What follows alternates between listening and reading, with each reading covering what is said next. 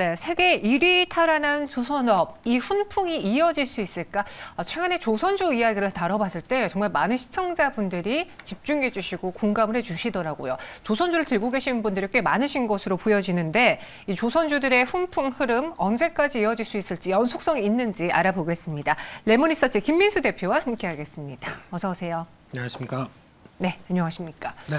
이 조선업의 이야기를 하기에 앞서서 최근에 중국의 상하이 봉쇄가 해제가 됐어요. 그로 인해 미치는 여파가 좀 많은 게 어떻게 보면 유가가 더 오를 수 있기 때문에 물가가 상승할 수도 있고 또 어떻게 보면 세계 경기가 많이 둔화된 게 다시 좀 성장성이 올라올 수도 있고 여기 또 국내 조선업에도 영향을 미칠 수 있다라는 이야기가 있는데 네. 상하이 봉쇄 해제에 대해서 김민수 대표님은 무엇이 중요하다고 보시는지요? 악재일까요? 호재일까요?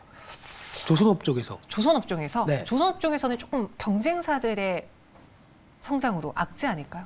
네, 근데 돈 되는 분야 쪽에서는 중국이 많이 올라왔다고 하더라도 네.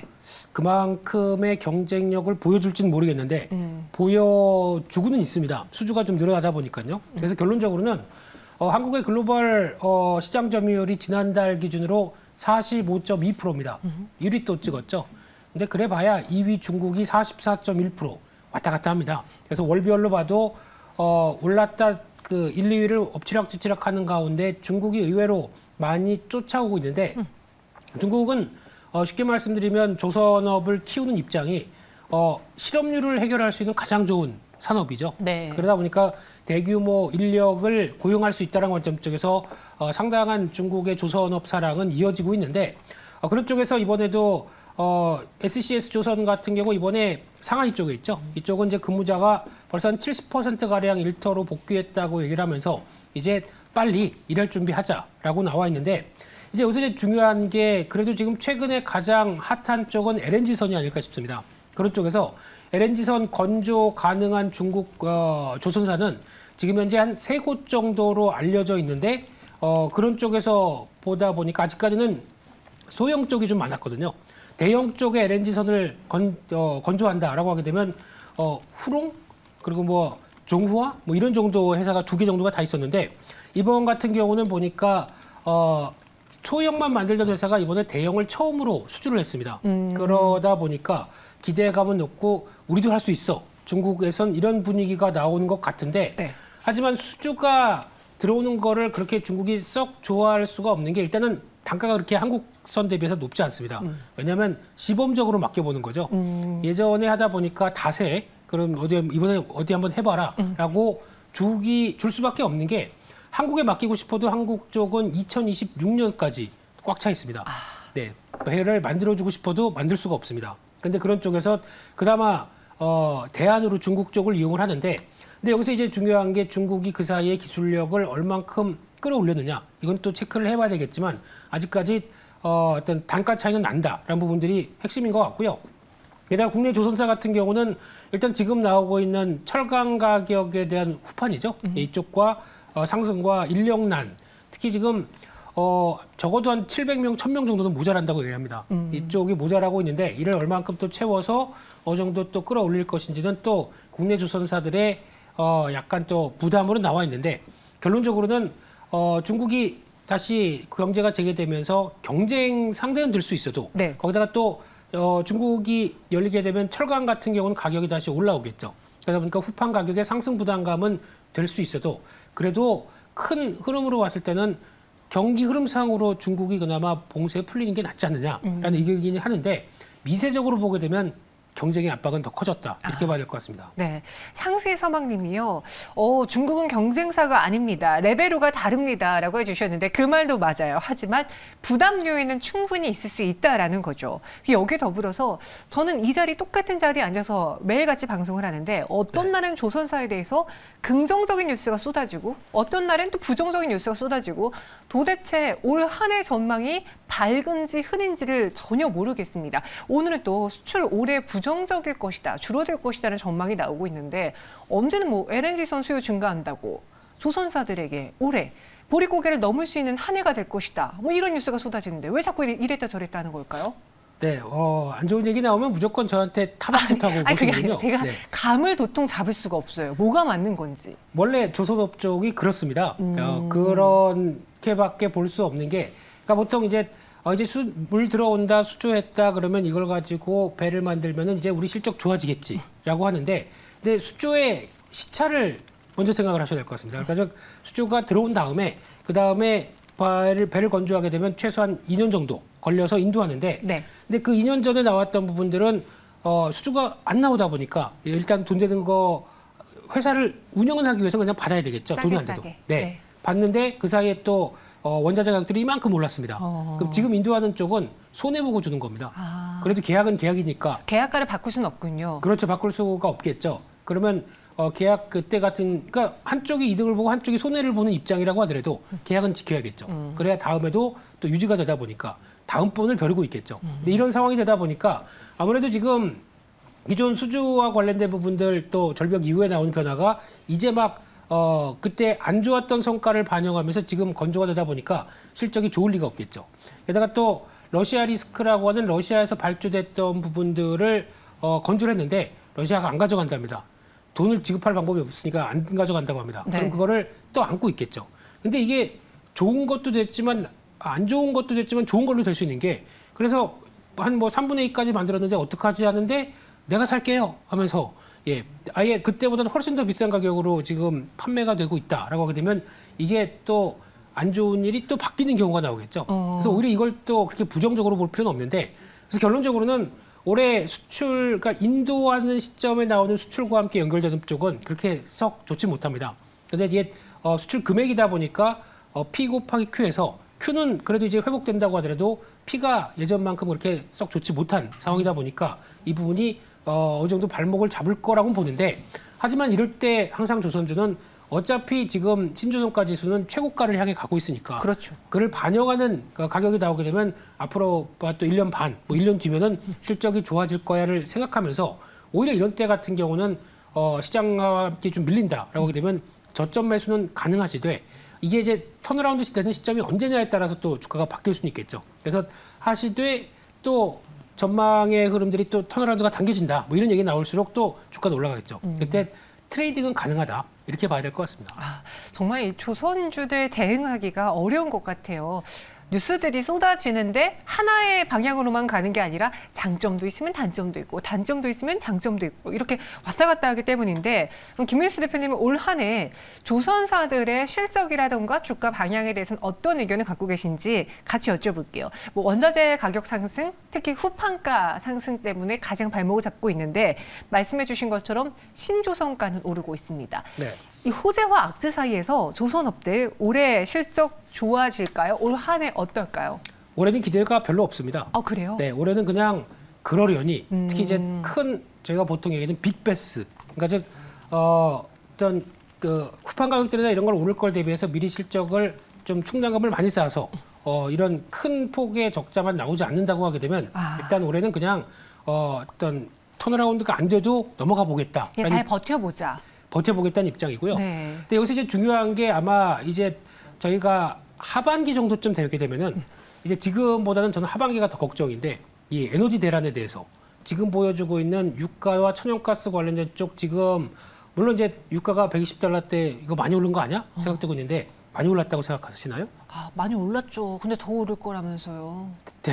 왜 이렇게 뭐 유가 판매하세요? 네. 이렇게 걱정 많죠. 우리나라 네. 입장 쪽으로. 소비자 입장에서는요, 속상하죠. 그럴 수밖에 없습니다. 거기다 천연가스 가격 같은 경우도 이젠 북미 쪽에서는 하루에 뭐 9% 가까이 올라갑니다. 그만큼의 에너지 확보를 위한 전쟁이 아마 하반기에는 본격화될 가능성이 높다라고 하게 되면, 이런 쪽에서 봤었을 때 지금 오늘 같은 경우도 그렇죠. 뭐 정유부터 그리고 또 전력 관련된 쪽의 여러 가지 종목들, 그리고 기업들에 대한 수혜 가능성들, 강관 쪽, 그리고 또 하나는 LNG도 일단 파서, 그러니까 천연가스를 이제 파서 그다음에 이걸 가지고 운송을 해야 되는데, 운송을 하게 되면은 터미널까지 가서 이제 연결을 해야 되겠죠. 그러면 파이프가 강관이 많이 들어갑니다. 그럼 여기서 또 저장을 해놓게 되면 저장한 걸 가지고 배가 이동을 해야 되겠죠. 유럽까지. 그렇게 되면 이동 수단에 대해서도 또 얘기가 많이 나올 수밖에 없기 때문에, 이런 부분이라든가 또 나오는 이제 카타르 관련된 과거, 또 한 2020년도에 나왔던 이 23조 금액 쪽의 이 수주분들이죠. 이것도 또 얘기가 나올 수밖에 없기 때문에 이런 쪽에 대해서 모멘텀은 여전히 강하다라는 쪽으로 보게 되면 일단 지금 어정쩡한 가격 말고 밀리면 사봐야 될 섹터 중에 하나가 조선 쪽은 맞다라고 봐야 될 것 같습니다. 실제로 말씀해 주신 것처럼 오히려 계약 취소가 호재다. 더 비싼 선가의 계약이 가능하다라는 그런 뉴스도 있었는데 올해는 큰 기대보다는 버티자라는 조선주들에 대한 투자 의견 주셨습니다. 좀 종목으로 들어가 보면 현대미포조선 한번 살펴볼게요. 외국인이 오늘까지 7거래 연속 순매수를 보여주고 있고요. 오히려 대형 조선사보다는 실적 개선이 빠를 것이다라는 증권가의 분석도 있는데 저희가 그동안 뭐 삼성중공업, 현대중공업 이러한 대형사들, 뭐 현대미포조선도 제가 생각하기엔 나름 대형사긴 한데 그들에 비해서 좀 몸집이 작아서 그런 건가요? 대형사라기보다 배를 만드는 게 네. 대형 쪽이 아니라 중형급을 주로 만듭니다. 그것도 그렇다고 뭐 그런 이제 대형 뭐 빅3 이 정도는 안 들어간다고 하더라도 네. 그래도 충분히 제 역할을 하는 조선사라고 봐야 되겠죠. 그런 쪽에서 강점이 있는 게 중형 쪽의 컨테이너선. 그러니까 대형 조선을 만드는 회사보다. 네. 그럴 수밖에 없죠. 왜냐하면 대형 조선사는 배가 이만한데 이거 만들 때 한 뭐 2년 걸린다. 중형급은 1년 반 아니면 1년 조금 넘어가게 되면 만들어서 갖다 줄 수 있겠죠. 네, 그렇게 되면은 만약에 똑같은 가격에서 똑같은 시점에서 성은을 그 신조선가지수를 반영해서 받았다. 빨리 그냥 돈 안 되는 거 빨리 만들어서 빨리 갖다 주고 돈 되는 거부터 이제 또 다음 시기가 돌아야겠죠. 그러면 올라왔던 신조선가지수의 반영들은 우리 현대미포조선이 급이 좀 작으니까 네. 좀 더 낫겠다는 관점 쪽에서 현대미포조선이 가장 빠른 턴어라운드를 보일 것이다. 이렇게 생각하는 거고요. 게다가 또 하나 지금 LPG 에틸렌 운반선 이쪽 핫하죠 요즘에. 그런 쪽에서 석유화학 제품 관련된 운반선이 보통 상대적으로 척당 컨테이너선보다 30-40% 비싸다고 합니다. 네. 그럴 수밖에 없겠죠. 거기 들어가는 이런 화학 물질들을 더 안전하게 그리고 또 손실 없이 보존하려고 하게 되면 들어가는 자재가 더 많다 보니까 당연히 수익성은 높은데 그만큼 기술이 있다는 쪽으로 봐야 되겠죠. 그런 쪽에서 오히려 매출 인식이나 단가나 모든 걸 봤었을 땐 현대미포조선이 그나마 제일 나을 수 있다라고 보는 게 지금의 판단인 것 같은데 중요한 건 또 실적 반영도 봐야 되겠죠. 네. 그런 이야기가 증권가에서 나왔습니다. 조선사에 대해서, 조선주에 대해서 마지막 탑픽을 여쭤보고 싶은데 앞서 올해는 좀 기대하지 말자라는 의견을 주신 김민수 대표님이니까 과연 탑픽이 조선사 안에 나올까? 관련 섹터에 있을까 좀 궁금한데요. 어떻게 보시는지요? 네, 조선뿐만 아니라 시장이 좀 제대로 됐으면 좋겠습니다. 요즘 시장 보고 있으면 짜증이 너무 많이 나서. 화나죠. 네, 좀 뭘 가지고 시장의 판단을 해야 되나 뭐 걱정이 많습니다만, 근데 그래도 조선주를 본다라고 하게 되면 조선사는 이제 실적의 턴어라운드 기다리면서 왔다 갔다 주가는 움직인다고 하더라도 조선 기자재 쪽은 좀 더 낫지 않을까. 괜찮습니까? 네, 그래서 아마 바로 턴어라운드도 조선사와 함께 그렇게 빨리 당겨지진 않겠다고 하더라도 먼저 그 가능성을 보여주고 아마 내년 쪽에는 좀 더 변화가 될 가능성이 높다라고 하게 되면 조선 기자재 쪽이 더 낫다라는 관점 쪽에서 한국카본을 꼽아야 되겠죠. 네. 어쩔 수 없이. 네, 한국카본은 당연히 근데 동성화인텍과의 차이가 조금 한국카본은 카본의 진심입니다.